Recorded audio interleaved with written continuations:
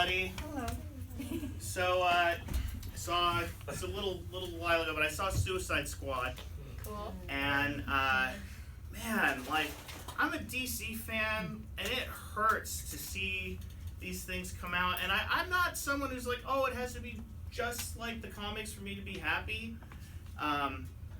It just, I can see where Warner Brothers is just fucked right now because what happened was, like, they're chasing Marvel's coattails, and the thing that comes down, and this is something I don't think anyone has said before, and it's something I kind of like to term the college radio effect, because you can see it in all kinds of different places, websites, studios, just any kind of bands, any kind of organization. What happens is that once you kind of get super big, even like early Disney, at some point you become too big to really know what everybody's doing. And like, even there's this great oral history of MTV2 that just came out, and it always happens. We're still something new comes out, and it's like a free for all. Even early National Lampoon. This always happens. It's always like a bunch of random people end up working together, and they have a relative amount of freedom, but they also have financing from a larger corporate entity. I think the best examples are, like, right now would be something like Pixar or even Marvel Studios, because the reason those guys can maintain this college radio atmosphere for years and years is because they're insulated from the larger corporate entity that owns them. They have. I know it's not funny, but like, I'm sorry.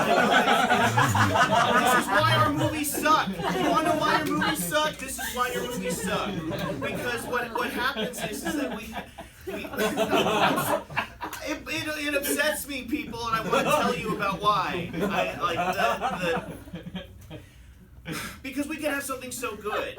We could have really good media. Like, it's right there in front of us. You just gotta leave the creative people alone but you need a spokesperson. You need someone who deals with at Pixar, it's John Lasseter.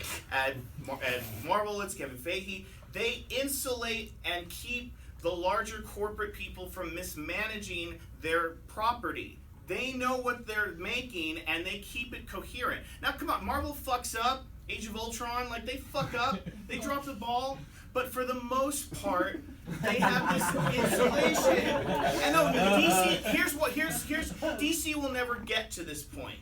Because Warner Brothers bought DC thinking, hey, we're going to just, like, make these movies, but they don't trust any of their people. And so the thing that's so fucked up about Suicide Squad, it's like watching this, like, song. It's like a Frankenstein movie. It's like they took a perfectly good movie, they cut it into pieces, they sewed a bunch of other parts onto it, and then they tried to bring it alive, and it's just this fucking monster, and you're like, oh, watching that movie, I could see the ghost of the movie inside it, and I feel so bad for Dave. It's like you can see its soul in there going, like, I was something else, and I've been changed into something wrong, and it's really sad, and I just want to enjoy this movie. I just want to have a nice time, and I just feel bad because there's all this really fertile storytelling material, and it's just